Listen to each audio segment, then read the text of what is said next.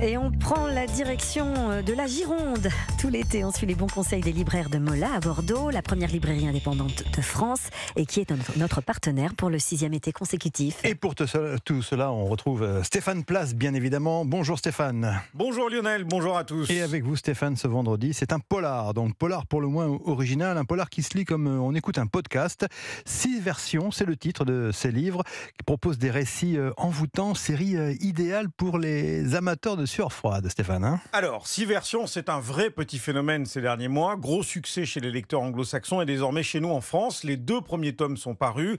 Le 3e arrivera en octobre. Ce sont des histoires indépendantes les unes des autres. Le principe, il est assez original, puisque c'est écrit comme un podcast de faits divers, comme sait si bien le faire l'ami Ondelat sur Europe 1.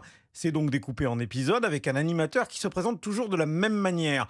Bonjour, je suis Scott King. Durant 6 semaines, nous reviendrons sur telle affaire. Il n'est pas policier, il n'est pas expert scientifique non plus, mais il va revisiter un drame des années après en interviewant les principaux protagonistes de l'affaire. C'est cette démarche littéraire qui est assez amusante puisque le lecteur découvre au fil des pages l'histoire vécue, mais pas de la même manière, par tous ces personnages. Et de fait, on se retrouve dans la peau du détective un peu. Il y a les contradictions, le petit oubli que l'on remarque par rapport au précédent interlocuteur.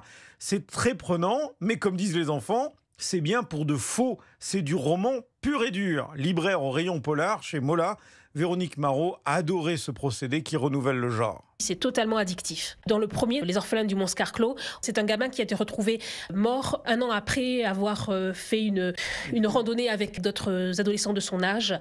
Alors, on avait conclu à l'époque à un accident. Et en fait, on va reprendre à chaque fois donc, toutes les versions de chaque adolescent qui est devenu adulte et se demander quel aurait été vraiment le mobile de chacun pour avoir tué ce camarade de jeu-là. Et le 2e tome de 6 versions, La tuerie MacLeod, c'est l'histoire d'une jeune femme qui a massacré sa famille à coups de marteau et qui va accepter de se confier à Scott King, cet animateur de podcast imaginé par l'écrivain britannique Matt Wesolowski.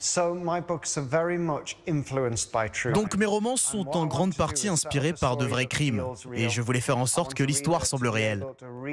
Je veux que le lecteur puisse lire 6 versions et se dire que c'est peut-être vrai.